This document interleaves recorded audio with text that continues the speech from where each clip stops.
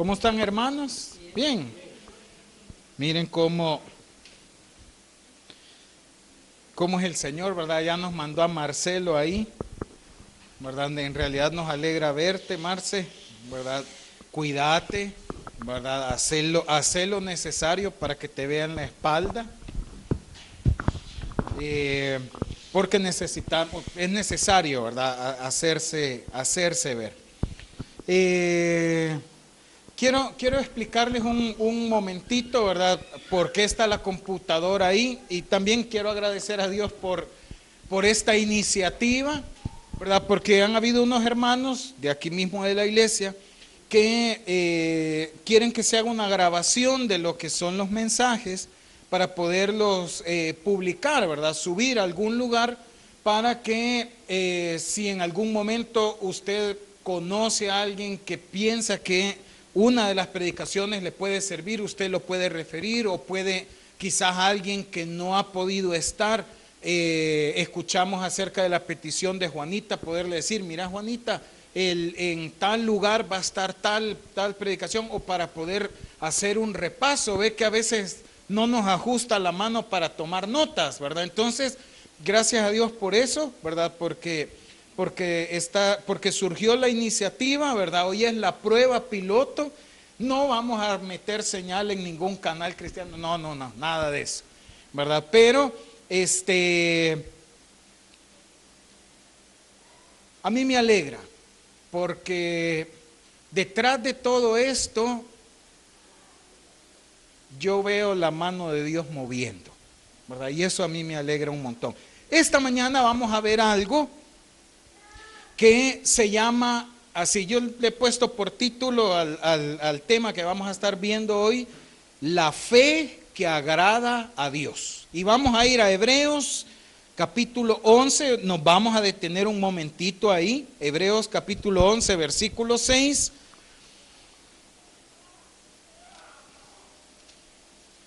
Para leer lo que nos dice en ese pasaje. Hebreos 11, 6. La fe que agrada a Dios. Dice la Escritura, pero sin fe es imposible agradar a Dios, porque es necesario que el que se acerca a Dios crea que le hay y que es galardonador de los que le buscan. Fíjese que este pasaje tan importante está justamente en el capítulo que la Biblia le dedica a la fe. Y este pasaje nos enseña mucho, porque fíjese que a veces nosotros necesitamos revisar cuál es el concepto de fe que nosotros tenemos. Porque fe hay de diferentes clases y no toda la fe agrada a Dios. Hoy vamos a aprender cuál es la fe que agrada a Dios. ¿Sabe? También hay otra cosa. La fe no siempre significa que uno va a conseguir todo lo que uno quiere. Eso no es fe. Eso se llamaría magia o varita mágica o megamillas, el nombre que usted quiera, pero tener fe, la fe que agrada a Dios, no siempre significa que uno va a conseguir lo que uno quiere. No siempre significa que uno va a ser popular, no siempre significa que uno va a tener dinero, que va a tener riqueza, que va a tener abundancia, que va a tener salud. No significa eso la fe. Y usted en este capítulo 11 encuentra que hay gente que fueron personas de gran fe y tuvieron mucho dinero, y encuentra gente que fue de gran fe y que anduvieron errantes, vestidos con pieles de animales. Significaba que no tenían ni para comprar el tejido hecho a mano de una túnica. Tenían que huir, vivían en cuevas. ¿Por qué? Porque la fe no significa estatus de celebridad. Perdón, eso no es la fe. ¿Qué es la fe que agrada a Dios?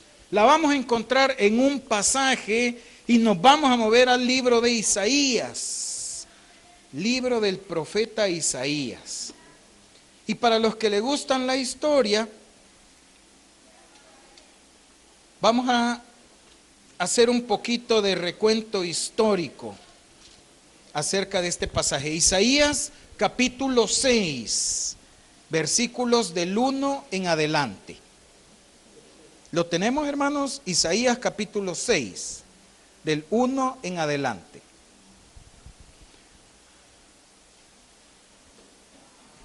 Dice así: en el año que murió el rey Usías, vi yo al Señor sentado sobre un trono alto y sublime, y sus faldas llenaban el templo. Por encima de él había serafines, cada uno tenía 6 alas. Con 2 cubrían sus rostros, con 2 cubrían sus pies, y con 2 volaban. Y el uno daba voces, y el uno al otro daba voces diciendo: Santo, Santo, Santo, Jehová de los ejércitos. Toda la tierra está llena de su gloria. Y los quiciales de las puertas se estremecieron con la voz del que clamaba, y la casa se llenó de humo. Entonces dije: ay de mí, que soy muerto, porque siendo hombre inmundo de labios y habitando en medio de pueblo que tiene labios inmundos, han visto mis ojos al Rey, Jehová de los ejércitos. Y voló hacia mí uno de los serafines, teniendo en su mano un carbón encendido, tomado del altar con unas tenazas, y tocando con él sobre mi boca, dijo: he aquí que esto tocó tus labios, y es quitada tu culpa y limpio tu pecado. Después oí la voz del Señor que decía: ¿a quién enviaré? ¿Y quién irá por nosotros? Entonces respondí yo: heme aquí, envíame a mí. Y dijo: anda y di a este pueblo, oíd bien y no entendáis, ved por cierto, mas no comprendáis. Nos vamos a quedar hasta acá. Fíjese que en este pasaje es bien importante porque comienza con algo para ponernos en el contexto del momento histórico que estaban viviendo. Dice que en el año en que murió el rey Usías, vamos a hablar del reino de Judá. El que está escribiendo aquí es el profeta Isaías, y sabe, este rey Usías fue un rey muy bueno para el reino de Judá. Imagínense que este rey, dice la escritura de que fue un buen rey porque persistió en buscar a Dios y Dios lo prosperó. Este pasaje, esta descripción que usted le encuentra en Segunda de Crónicas, capítulo 26, para que lo lea en su casa, a mí me llamó la atención algo. Fíjese que este pasaje dice que Usías fue un buen rey porque persistió en seguir de cerca al Señor. Y eso me hizo pensar, ¿cuál es mi concepto de que alguien está bien o que alguien está mal? Y fíjese que yo puedo pensar que alguien está bien y porque está en una buena situación, porque su economía anda bien, porque su seguridad está bien, porque su futuro está asegurado, porque está en un buen puesto, porque vive en un buen lugar, cuando la escritura no menciona nada de eso. Usías era un buen rey porque persistió en buscar el nombre de Dios. La otra cosa dice que por eso el Señor lo prosperó. ¿Sabe qué es interesante? Porque no toda la prosperidad viene del Señor. No toda prosperidad viene del Señor. No todo lo que la gente le dice, qué bendición, en realidad es una bendición de Dios. Porque aquí nos pone un orden. Él persistió en buscar a Dios, lo que vino después vino de la mano de Dios. A veces podemos tener conceptos errados. No, esta es una gran bendición de Dios y yo ando ni cerca de Dios, ni me acerco a Dios, y después de esa tremenda bendición cada vez estoy más lejos. ¿Será que esa no, viene de quizás de mi propia mano, de mi propia inteligencia, de cualquier cosa, pero quizás no viene del Señor. Ahora este rey, que era un rey muy bueno, ¿sabe? Este rey trajo progreso a su país, trajo seguridad a la nación, y era un rey de buena influencia para el reino de Judá. ¿Sabe que este hombre reinó por más de 50 años? ¿Sabe de qué habla también? De estabilidad. Ahora este rey finalmente murió. llegó a su fin, como todo ser humano. Este rey, habiendo sido tan bueno, terminó mal. Porque ¿sabe qué ocurrió? Él empezó a llenarse de orgullo. Y él decidió hacer algo que no era la voluntad de Dios. Él era rey, no era sacerdote. Pues vino él y agarró incienso y quiso hacer la labor de un sacerdote y se fue a meter al templo. Cuando iba entrando al templo, los sacerdotes salieron a hacerle un bloqueo de calle para no dejarlo pasar y decirle: te estás equivocando, no es tu labor, vas a pecar contra Dios. Y este rey no tuvo la humildad de reconocer que estaba equivocado. ¿Y qué hizo? Bueno, sacó su autoridad. ¿Quién es el rey? Yo, deme un chance. Y se metió. Inmediatamente se metió, el Señor manda una lepra sobre su vida. Terminó muriendo de lepra. La lepra no le permitió continuar reinando. ¿Sabe? De aquí saco yo otra cosita que nos puede ayudar mucho. Necesitamos orar por todas las personas de nuestra iglesia y líderes de otras iglesias también. Porque los líderes somos los responsables o son los responsables de que las cosas se hagan conforme a la voluntad de Dios. El problema que los líderes también tenemos la misma exposición a esta situación que le pasó a Usías, a llenarse de orgullo, de pensar que yo tengo razón y todos los demás están equivocados. Y como yo puedo usar mi posición para hacer prevalecer, yo puedo terminar afectando la obra de Dios. Así que anotemos eso para orar por nuestros líderes aquí y por los líderes de otra iglesia también. Necesitamos hacer las cosas como Dios las quiere. Ahora, cuando muere este rey Usías, imagínense cómo ha de haber sido el sentimiento para el pueblo de Judá al ver que ese rey había muerto. 50 años de seguridad, de progreso, 50 años de buena influencia. Adiós. Este rey, Dios le ayudó en las campañas militares, porque imagínese el pueblo de Israel, así como si usted ve las noticias en el tiempo actual, siempre ha habido guerras, porque la nación de Israel ha estado rodeada de un montón de enemigos. A la par tenían los filisteos, abajito estaban los moabitas, a la derecha estaban los de Amón, arriba estaban los de Siria y Asiria, y se atacaban entre todos. Egipto constantemente quería hacer más grande su territorio y hacían campañas de guerra. Y la nación de Israel era una nación pequeña. Dios, a pesar de eso, les permitió tener victorias y que se diera un tiempo de tranquilidad militar ahí, que se pararan las guerras. Pero con el rey muerto, otras naciones podían decir: bueno, ya se fue aprovechemos de invadir. Y era otra vez el tiempo de inseguridad, de zozobra. ¿Qué va a pasar? Y sabe, como las otras naciones eran más poderosas que Israel, ¿qué es lo que venía a la mente normalmente de los reyes? Pedir ayuda, pero no a Dios. Le pedían ayuda cuando atacaban los del norte, pedían ayuda a los de Egipto. Mirá, iban a hablar con el faraón para hacer alianzas y poder combatir si venía un ataque. La cosa es que favor se tiene que pagar. Por hacer alianzas tenían que entregar cosas. Eso era bien difícil. Y todo eso fomentaba la idolatría, porque los ataques hacían que la gente, en vez de confiar en Dios, empezara a rebuscarse por ver cómo se sostenían en pie. Esa era la situación que estaba pasando en este momento. Era un tiempo bien difícil, de mucha incertidumbre.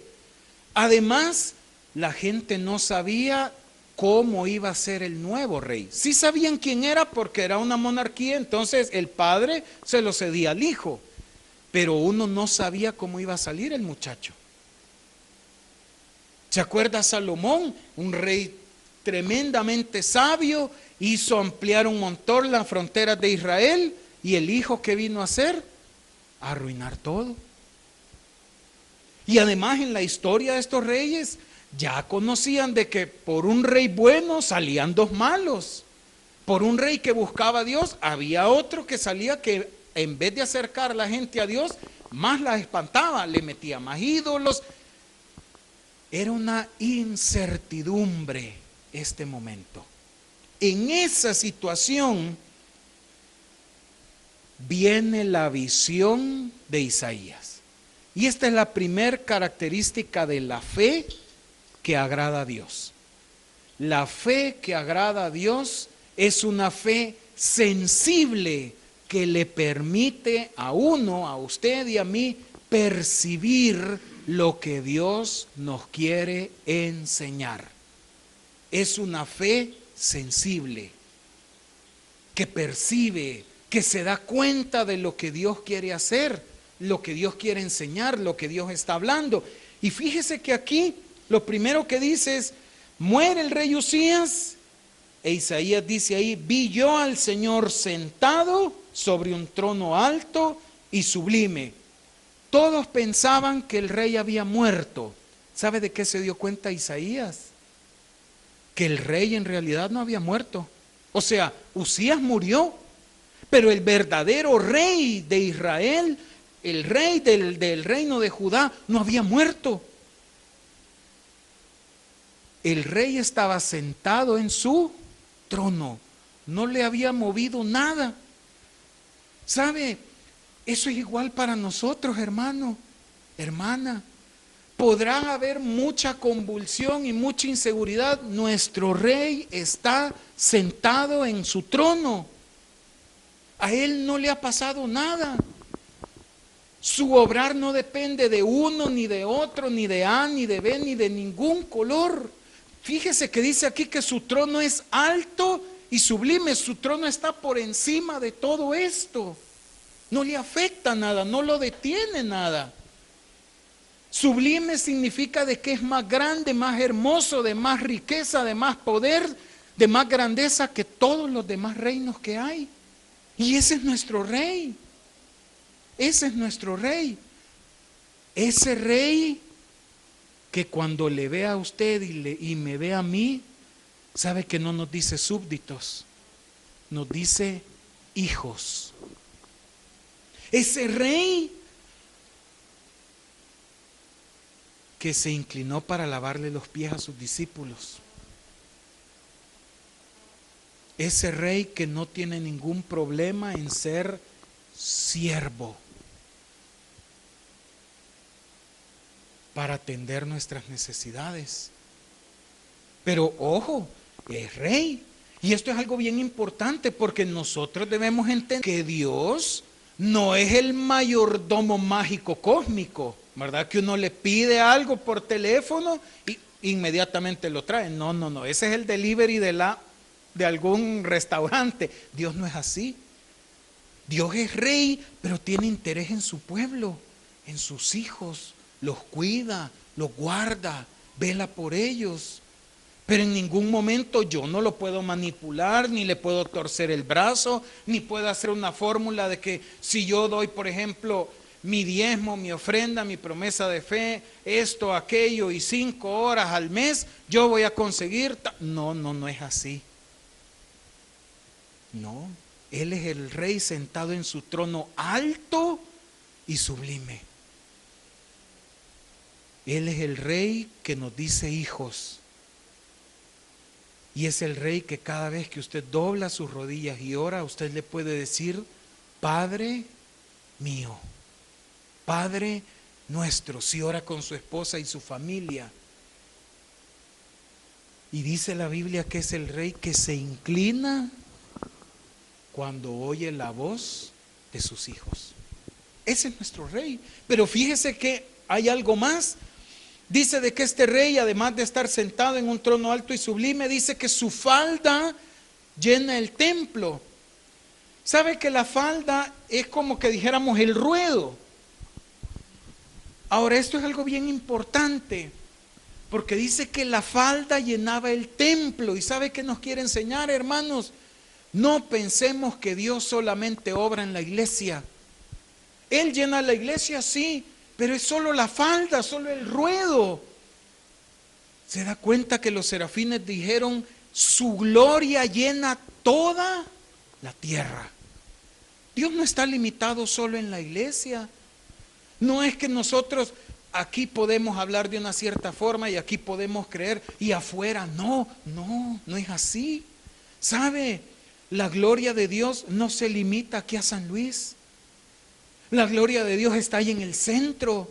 La gloria de Dios está ahí en la Alianza, en el Liceo Francés, está allá en Hightech, está allá en Merliot, está ahí en Agrizal, está ahí por donde están las Omascas, se me olvidó el nombre, está ahí en Anda, está en Lourdes, está ahí en el Taber, está en el Ministerio de Educación, está ahí en Holanda, está aquí, está ahí en Coex, está en el Centro Cultural, está en La Pinto, está aquí en la San Luis, está en esta residencial, está en todos lados.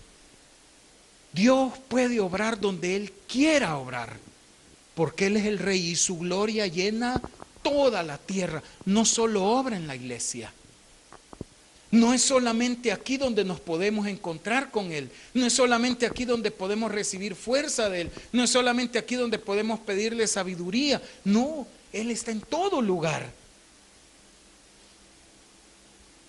Y sabe que este nombre, aquí en este pasaje, este Dios recibe el nombre de, este Rey recibe el nombre de Jehová de los ejércitos. Este nombre era bien especial, porque este nombre significa que Dios interviene en los asuntos de su pueblo. Es como que dijéramos, es el Dios que guarda la soberanía de su pueblo, del pueblo al cual ha redimido. Él interviene a favor de su pueblo. Ese es el Dios de los ejércitos. Y este Dios es el que está sentado allá. ¿Saben? No siempre entendemos lo que pasa. Hay muchas cosas que si le buscamos explicación, no la podemos hallar. No es tan sencillo explicar. Dios no se detiene tampoco a darnos explicaciones. Si usted lee el libro de Job, en eso termina. Dios no le explica a Job por qué le pasó lo que le pasó. ¿Sabe qué fue lo que le dice Job, el Señor a Job? Te voy a contestar, pero tenés que contestarme tú unas preguntas primero. ¿Dónde estabas cuando yo creé todos los cielos y la tierra? ¿Vos me viste cuando yo agarré la ballena? ¿Tú me viste cuando yo esparcí las estrellas? ¿Estabas a la par mía cuando yo? No. ¿Sabe qué le quería decir a Job? La fe no se basa en lo que uno entiende. La fe se basa en lo que Dios reveló de sí mismo. Y Dios aquí está dando una visión para que nosotros entendamos que el Dios nuestro es el que está reinando. Es el que está sentado encima de todo esto. La primera característica de la fe que agrada a Dios es una fe que es sensible y puede ver, puede percibir lo que Dios quiere enseñar. Segunda característica, es una fe que no se da el lujo de olvidar. La fe que agrada a Dios es la fe que no se da el lujo de olvidar. ¿Sabe que hay algo bien importante? Y esto de no olvidar es algo bien común y bien natural en nosotros. Porque cuando usted ama a alguien y usted anda en algún lado, usted se acuerda de esa persona, usted no se olvida y empieza a ver por ahí, ay, esto le pudiera llevar a mi esposa, esto le pudiera llevar a mi gordito, esto le puede llevar a mi niña, esto le puede llevar a mi niño, esto para el cumpleaños de mi papá, pero faltan como 10 meses para el cumpleaños, pero como hay algo que yo sé que a él le gusta y yo no me doy el lujo de olvidar, por eso lo guardo. Por eso es que hay negocios de souvenirs, porque no olvidamos las cosas que amamos, ni a las personas que amamos. Fíjese que la fe que agrada a Dios es la fe que no se da el lujo de olvidar la obra que Cristo hizo por usted y por mí. Y lo hallamos aquí en Isaías, cuando está relatando de que Isaías se da cuenta de que él no tiene derecho de estar parado ahí frente al Rey de Reyes. Señor, ya me va a caer el rayo. Pero vienen los serafines y toman unos carbones. Fíjese que los serafines no dijeron, no es cierto, vos no sos pecador, sos buena gente. No, agarraron el carbón y lo purificaron para que Isaías pudiera tener acceso a estar ahí delante del majestuoso rey. Y sabe que simbólicamente es algo que pasó en su vida y en la mía. Nosotros no teníamos derecho de estar delante de Dios. Nadie puede. ¿Se acuerda usted que dice que por cuanto todos pecaron están destituidos legalmente? No hay forma de que uno pueda estar delante de la gloria de Dios. No se puede. Mas Dios muestra su amor en que siendo aún pecadores, Cristo murió por nosotros. ¿Para qué? Para que nuestro pecado fuera quitado y tuviéramos acceso al trono de Dios.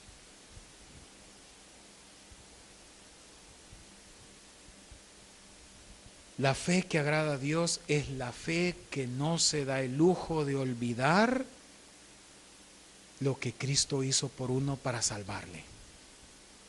Y sabe, esa acción de recordar, de no olvidar, de moverse por ese amor recibido, es lo que en Apocalipsis usted encuentra y que en muchas veces lo hemos escuchado en el lenguaje cristiano decir el primer amor. Como cuando uno recién recibe a Cristo y uno está, pero que no cabe de entender lo que Jesucristo acaba de hacer por uno, que le borró los pecados, que le dio la vida eterna, que va a venir a buscar, que le da un hogar en el cielo, que le da esperanza, le da futuro, le da todo. Uno tiene un Padre, uno tiene un Dios, uno tiene un Salvador. Ese primer amor. ¿Recuerda usted su primer amor? ¿Lo recuerda? ¿Recuerda usted cómo se ponía en sus primeros días o en su primer año de conocer a Cristo como Salvador? ¿Se acuerda usted?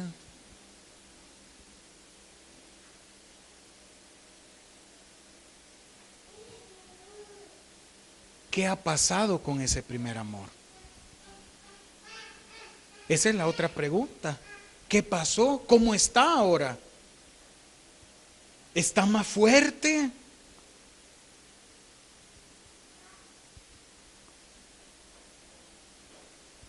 ¿O ya quizá ya no está?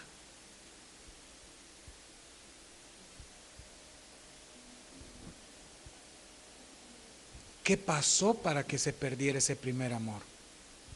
¿Será que nuestro Rey sublime que está en el cielo cambió? No, Él no ha cambiado. Entonces el que cambié fui yo. O sea, si yo no tengo ese primer amor, no es porque Dios hizo algo, es porque yo dejé de hacer algo. Es porque yo me desatendí, porque yo empecé a seguir otra cosa, pero a mí se me perdió, no a Dios. ¿Sabe?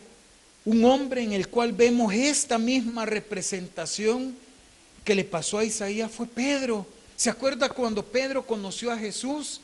que estaba Jesucristo predicando y le pidió permiso para subirse a la barca y Pedro le dijo, dale, súbase. Y luego el Señor le da la orden, vamos a pescar, mover la lancha allá mar adentro y vamos a tirar las redes. Pedro, cuando se da cuenta de quién era el que estaba en la barca, Pedro le dice, apártate, Señor, porque yo soy pecador. ¿Y Jesús qué le dijo? Anda a arreglar. No, a partir de hoy serás pescador de hombres. Ven y sígueme. Segunda característica de la fe que agrada a Dios es una fe que no olvida la obra de Dios. Tercer característica de la fe, y lo vamos a leer aquí, versículos 8 en adelante de Isaías. Después oí la voz del Señor que decía, ¿a quién enviaré y quién irá por nosotros? Entonces respondí yo, heme aquí, envíame a mí. Y dijo, anda y di a este pueblo, oíd bien y no entendáis, ved por cierto, mas no comprendáis. La tercera característica que tiene la fe que agrada a Dios es que es una fe que se compromete con la misión de Dios. Es una fe que se compromete con la misión que Dios tiene para con nosotros. ¿Sabe que es muy importante lo que hicimos hoy de orar por nuestras autoridades? ¿Sabe que en Timoteo dice que una misión nuestra es pedir por los que están en eminencia para que ellos conozcan al Señor? Y que Dios en sus corazones empiece a revolucionar lo que está pasando. No son medidas económicas, no son medidas de seguridad, no son estrategias. Es que ellos tienen que conocer a Dios. Eso es lo que tenemos que orar por ellos. Una de nuestras misiones es orar, porque el Dios que está sentado allá y que tiene cuidado de nosotros también no quiere que nadie perezca, sino que todos procedan al arrepentimiento. Por eso nos dejó aquí, para ser sus testigos y hablar de Él. Y compartir a otros, porque hay gente que lo necesita conocer como Salvador. A veces es familia nuestra, a veces son conocidos, a veces son amigos, a veces es gente que quizás nosotros la vamos a ver solo una vez en la vida. Pero tenemos que hablar. Tenemos que hablar. ¿Sabe otra misión que tenemos de parte del Señor? Es que nosotros debemos ser de ánimo y de estímulo entre nosotros mismos. Por eso dice que no nos dejemos de congregar, no nos salgamos del círculo, no del culto, del círculo. Nosotros somos un círculo. No nos escapemos del círculo, tenemos que estar en el círculo, porque aquí nos vamos a animar. Aquí nos van a animar a seguir en los caminos del Señor. Afuera no lo van a hacer. Nuestros amigotes no lo van a hacer. La televisión no lo va a hacer. Lo tenemos que hacer nosotros. ¿Sabe otra misión que tenemos? Es conocer más a nuestro Dios. Esta es la vida eterna, dice Juan capítulo 17, versículo 3. Que te conozcan a ti y al Hijo y a tu Hijo Jesucristo, a quien tú enviaste, dijo Jesús. Tenemos que conocer al Señor, es nuestra misión. Fíjese que Isaías entendió que el rey estaba pidiendo compromiso. Y sabe, esta es una lección importante para nuestro concepto de Dios. Nuestro Dios también es el rey que hace demandas para su pueblo. Él pide cosas de su pueblo. No está solamente para que yo le pida, Él pide también de mí y yo tengo que responder a Él. ¿Sabe? Y Dios quiere compromiso de nuestra parte. Ahora, algo bien importante aquí. Si usted se fija en el versículo 9, Dios le dice algo a Isaías. Le dice algo respecto a la reacción que iban a tener las personas para con él. Lea ahí su versículo 9 y dígame cómo iba a ser la reacción. ¿Lo iban a aceptar o lo iban a rechazar? ¿Lo iban a recibir bien o lo iban a recibir mal? ¿Qué dice usted? ¿Lo iban a rechazar? ¿Lo iban a rechazar? ¿Sabe? Esta lección es bien importante porque el compromiso se hace con el Señor, no con la respuesta de la gente. ¿Sabe que hay personas que han dejado su compromiso de servir a Dios por la mala respuesta que han recibido de las personas? Porque sabe, todos nosotros tenemos la tendencia de pagar mal. Al que nos quiere hacer bien, como dice el dicho, mordemos la mano que nos alimenta. Todos tenemos nuestra tendencia así.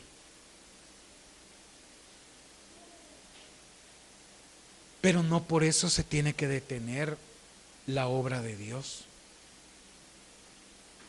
No solo porque no me hicieron caso, no solo porque mi propuesta quedó engavetada, no solo porque no me toman en cuenta, no solo porque me pararon una mala cara, no solamente porque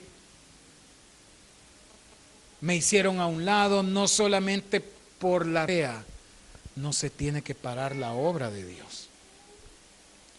Así como tampoco la inseguridad nos puede hacer que nosotros retrocedamos.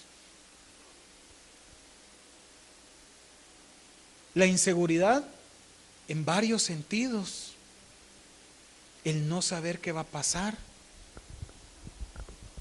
Porque también la Biblia enseña que nuestro futuro es como la neblina. Nuestra vida es como la neblina. La tenemos a veces tan fácil de ver y de definir y como que está ahí al alcance y de repente se esfumó.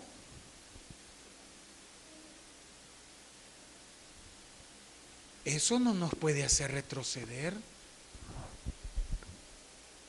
Tenemos que continuar adelante. Y fíjese que Isaías nos va a dar un par de consejos para este último punto que tiene que ver con el compromiso. Y vamos a buscar dos versículos. El primero, Isaías 50:10. Son dos consejitos. ¿A usted ya le ha pasado de que está en un lugar y se va la luz y no tiene lámparas, ni candelas, ni fósforos, ni anda el celular con linterna, no anda nada? ¿Ya le ha pasado? Fíjese lo que dice aquí, Isaías 50:10. ¿Quién hay entre vosotros que teme a Jehová y oye la voz de su siervo? El que anda en tinieblas y carece de luz. Aquí no está hablando de andar en tinieblas, de que anda en pecado. No. Es como que el que no sabe qué es lo que está pasando, está a oscuras. El que anda en tinieblas y carece de luz, confíe en el nombre de Jehová y apóyese en su Dios. ¿Sabe que una vez nos pasó a nosotros aquí en la casa, aquí en la iglesia, que veníamos entrando de noche y no había luz? Y viera que es bien oscuro acá. Pero pasaba algo, como nosotros vivimos aquí, conocemos cómo es la infraestructura de la casa. Exactamente, hermana Marta. ¿qué nos tocó hacer? Confiar en lo que yo sé, que ya me fue revelado. Confíe en el nombre de Dios. Confiemos en lo que ya sabemos de Dios. Y apóyese en su Dios. Así fuimos por la pared hasta que llegamos, pudimos medio encontrar los fósforos y cuando prendimos el fósforo, vino la luz. ¿Sabe? Necesitamos confiar en lo que ya Dios nos dio a conocer acerca de Él mismo. Necesitamos confiar en este Rey que está sentado en el trono alto y sublime. Pero ¿sabe? Necesitamos apoyarnos. ¿Sabe qué es eso? Necesitamos estar donde sabemos que Dios está. ¿Sabe que hay una gran diferencia entre pedir la bendición de Dios y estar donde Dios bendice? Son dos cosas muy diferentes. Yo puedo estar lejos y allá en el barranco pedir que Dios me bendiga. O puedo estar cerca de Él donde sé que su bendición me va a alcanzar a mí. Porque Él está ahí. De eso está hablando acá. Cuando no hayamos qué hacer, viene la memoria. ¿Qué sé yo acerca de Dios? Y ahí me tengo que apoyar. Ahí me quedo. Pero hay un segundo pasaje, Isaías 28, versículo 16.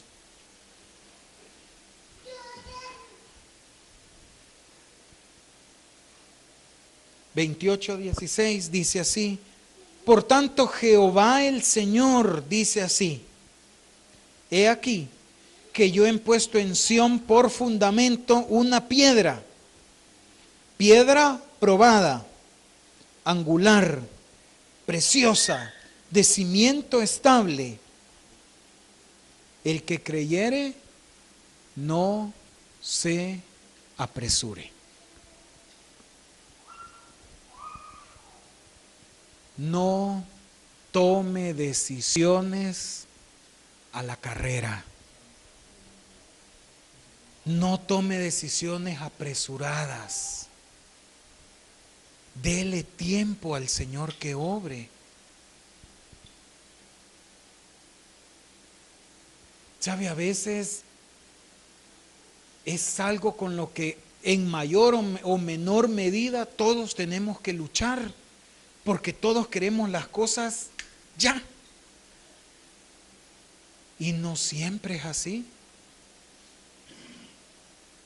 ¿Cuánto esperaron ustedes por Sebas?